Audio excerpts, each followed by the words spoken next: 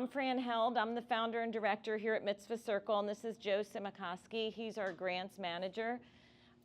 We don't use PowerPoint ever.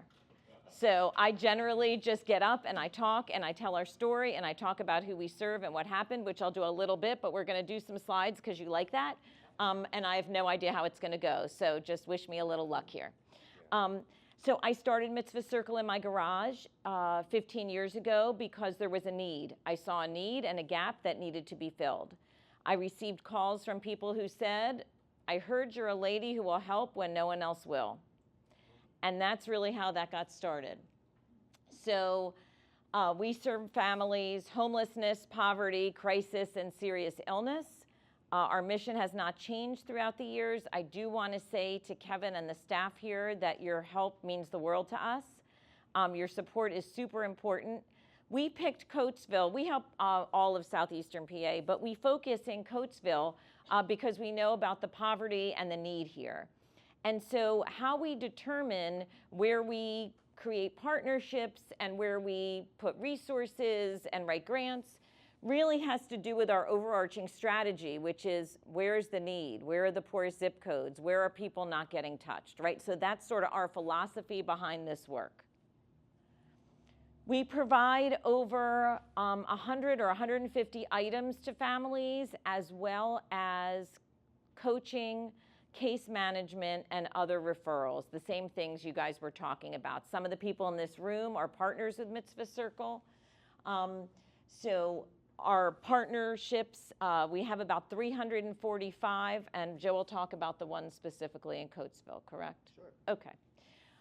So we want to fill the gaps, things that aren't covered by government assistance, items people can't get.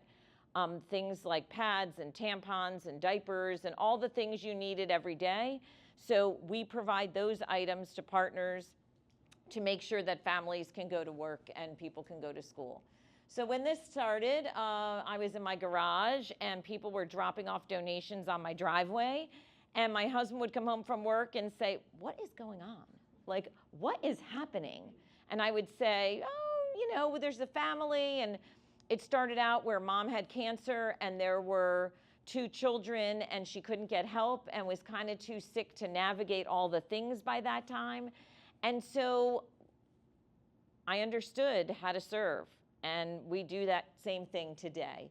So you can see we had to move every 5 years. Some of you may have experienced rents going up, landlords selling properties, people saying we're going to triple your rent, needing more space, and so forth.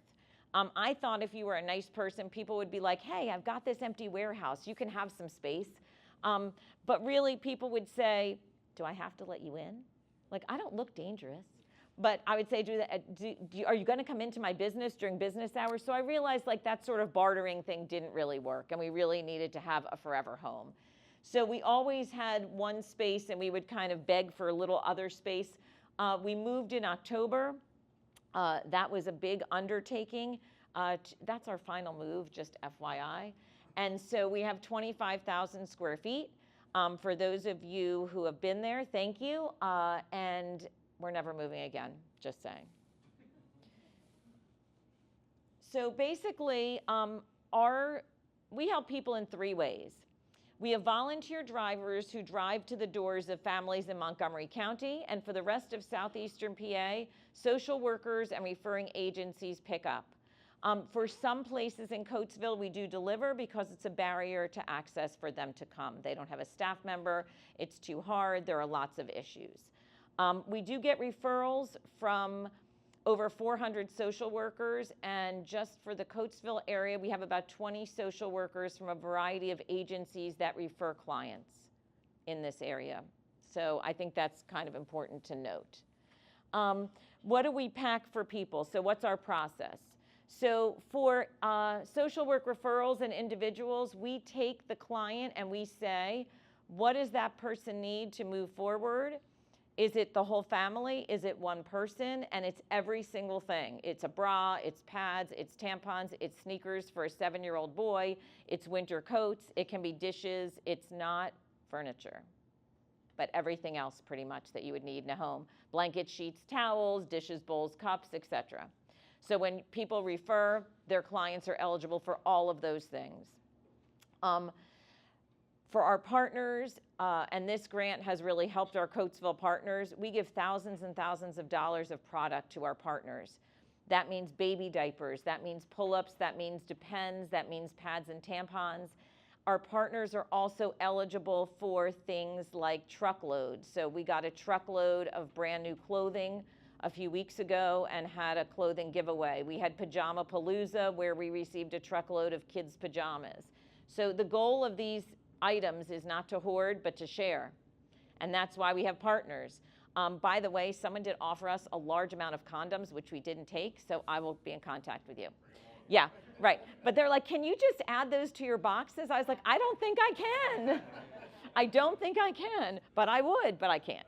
So anyway, so that's the story. So in our local area, we deliver to the doors, or the social worker or agency delivers to the doors. Why do we do that, people? Because people can't pick up, people don't have cars, taking 3 kids on 2 buses and then having to walk, it's not reasonable. The average family, should I talk about that? The average family, how much they receive, or are you gonna say that? You could say that. I can say that? Okay, sorry. The average family receives 5 boxes from us, and each box is valued at about $75. So we're giving people a lot of stuff. However, since December, our data shows that instead of 5 boxes, families are getting 7. Why do you think that is? Because if you give me some extra diapers, I can put $25 towards my rent to prevent eviction. If you give me pads and tampons for my 3 girls, I can go buy those eggs that are now $10 a dozen. So this grant has helped with those kinds of products. Does that make sense? So partners are evaluated in October. We are full now, but you should be in contact with us. And if somebody drops out, we don't have the money. We were supposed to get a big government grant for $650,000. That was going to allow us to give more to partners and to increase our partners in the zip codes of greatest need. However, that grant, although approved, is not going to be funded because it talks about periods. So there you have it. So I don't think philanthropy is going to make up $650,000 for us. So taking on new partners is kind of on hold right now for that reason. It's not that I don't have the heart or the interest for it. It's that I just don't have the dollars. So you can see our social work team, right? We contact everybody directly. We have a conversation because people are people, right? We treat people like people. You're not number 427 or our client 52, right? You're a person, and that person standing before you is suffering and needs your help for some reason, and that's why we're here. Thank you. Just to give you some context of the work we do in the greater Coatesville area, as Fran mentioned, we distribute basic material goods and provide social work support, which means case management, coaching, and referrals. So in 2022, we served about 2,500 people, and in 2023, you could see the increase to— Just in Coatesville. Yeah, this is Just and here. primarily in the 19320 zip code. So I guess you know, Coatesville proper. We have a presence in I think it's called Con Township, C-A-L, Con, and also West Con. Cown. Okay, just like it looks. Okay, sorry. And we also have a presence in West Brandywine Township. But I'd say 95% of the people we serve are in the 19320 zip code. And then with the help of funding provided by the Alliance for Health Equity, we were able to increase the number of people we served. And this is just since July 2024. So from July 24 to March 25, so 9 months. I have earned every wrinkle. So you could see the increase. Again, this is just a 9-month period, 5,789 people in the greater Coatesville area alone. Over 95% of the people we serve live below the poverty line, and I'm sure, as you well know, the poverty rate in Coatesville is about 20%, which is about 3 times the rate of Chester County as a whole, and nearly double the rate of the state of Pennsylvania as a whole, which, as Fran mentioned earlier, that's why we approach our partnerships with an equity mindset. We look for the zip codes that have the greatest need, and that's how generally we become partners with you. Some demographic information, you can see who we serve primarily. And then again, because of the funding provided by the Alliance for Health Equity and the Seed and Scale program, we were able to deliver 87 care packages to families in Coatesville, distributed over 50,000 diapers, and that goes through our 8 Coatesville partners, and that includes, I can read them for you, Better Tomorrows, Community Youth and Women's Alliance, the Maternal and Child Health Consortium, and the Coatesville Area School District, among others. We also distributed 14,000 period supplies for menstruators suffering, from period poverty. Last year, we were hoping to exceed, but last year we delivered almost 1 million period supplies. And we're currently at the rate right now to exceed that in 2025. And that's for all of southeastern Pennsylvania. This is just obviously for Coatesville. It's probably worth mentioning in this context as well that 79% of the people we serve use our services only once, just once, as a bridge to stability. You can't make rent, you need these items.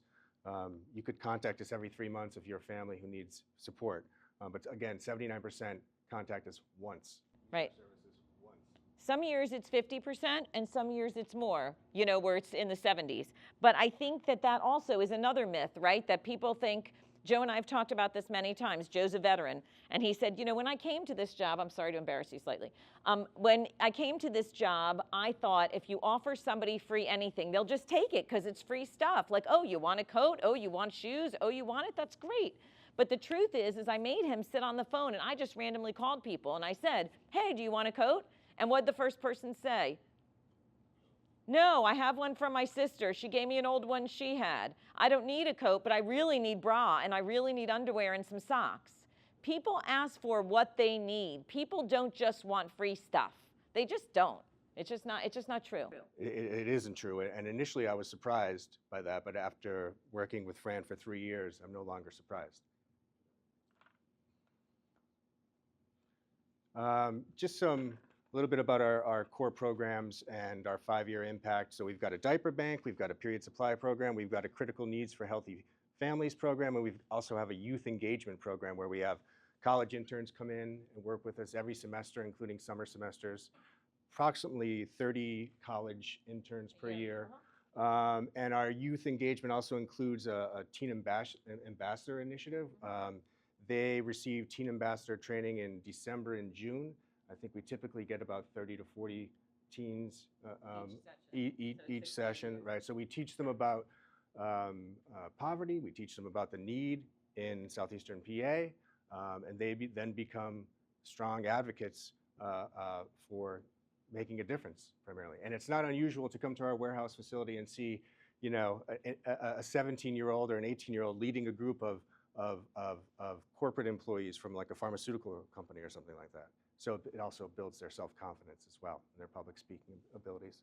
So you could see our 5-year impact: over 13 million diapers, over 3.5 million period supplies, nearly 80,000 care packages. Blood, sweat, and tears, people. We've got a lean staff of 14 full-time employees, and as you could probably imagine, they're amazing. And we also last year we hosted 3,620 unique volunteers, and many of them come back day after day, week after week. Look, trust takes a lifetime to build, and it's gone in a second, right? And so I was a kid who wore clothes that didn't fit, so to me, it's important to give people some new clothes mixed in with gently used clothes, right? It's important to give high quality things to everyone, because everyone deserves something good.